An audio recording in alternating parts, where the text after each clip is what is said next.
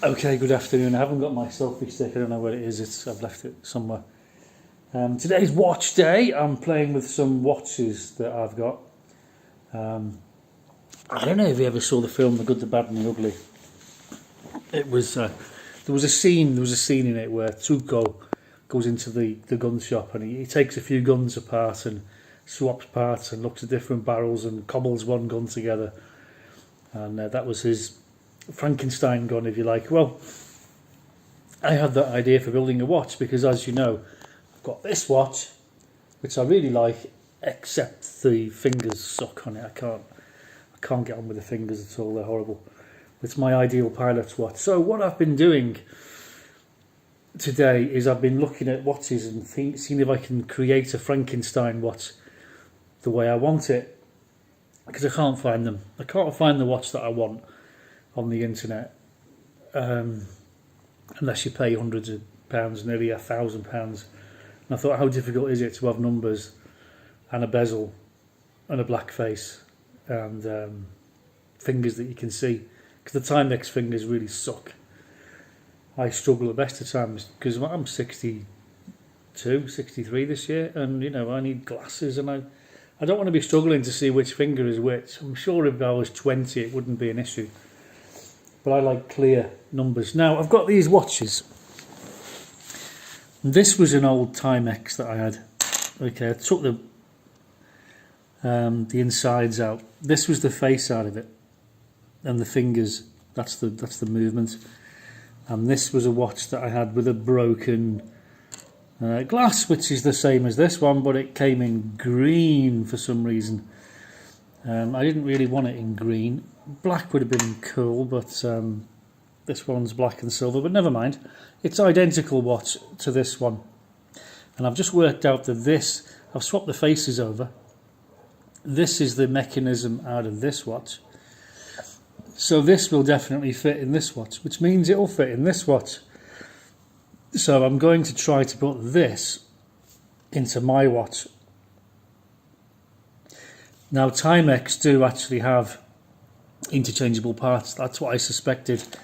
This was a great watch that I had. This was a rotary. The strap on it is absolutely gorgeous. I love that strap, but it will not fit on the Timex. So that's my little task for today. I'm going to get that movement on the table. I'm going to get that running and make sure the fingers don't clash and things, because you have to give them tiny little bends and things.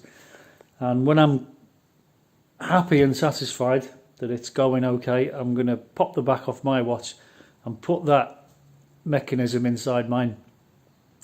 And hopefully I will create myself a Frankenstein watch using Timex parts.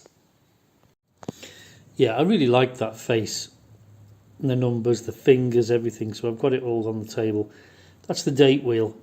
I'm not going to put the date wheel back in. I deliberately took it out because I never use it. I don't look at it. It's too small. And I'm not interested in it anyway. I'm only interested in the time and the seconds. And of course the bezel. You must have a rotating bezel. And that was the original face that came out of that watch, which is slightly bigger than this. But if you put the two together, I mean, I have tried it in the case. It does look okay. But that's the one on the left is a much clearer, much nicer face. But I mean, nothing wrong with that face. I quite like that face. I just think that one's better. And it lights up in the dark. You pay a lot of money for a watch like that. That's not a Timex. Anyway, I've got this box here that's just full of watch parts and things. So I keep all my spares in there. And yeah, I will get round to putting the second hand back on for sure. I've tried that to squeeze the back on. That didn't work. So I've got a more substantial one here, and no matter how hard I push, I can't get that back to just clip back in. Okay, well, two things. I couldn't get the second hand to stay on. No matter how hard I tried, I lost two of them. They just pinged off, and goodness knows where they've gone. And finally, trying to get the back on, I cracked the glass. So I'm going to have to concede defeat on this one and take it to the watch repairers and say to them, I need new glass, because there's my new glass. However, on the bright side, I'm very, very pleased with the face and the fingers on the new watch. So I think it is well worth paying to have the glass replaced. And hopefully they'll have the tools to get the back on. I had no idea the back was like super difficult to get back on, even with one of those clamps. And I protected the glass screen as well as best as I could. But I'm never going to fiddle with watches again.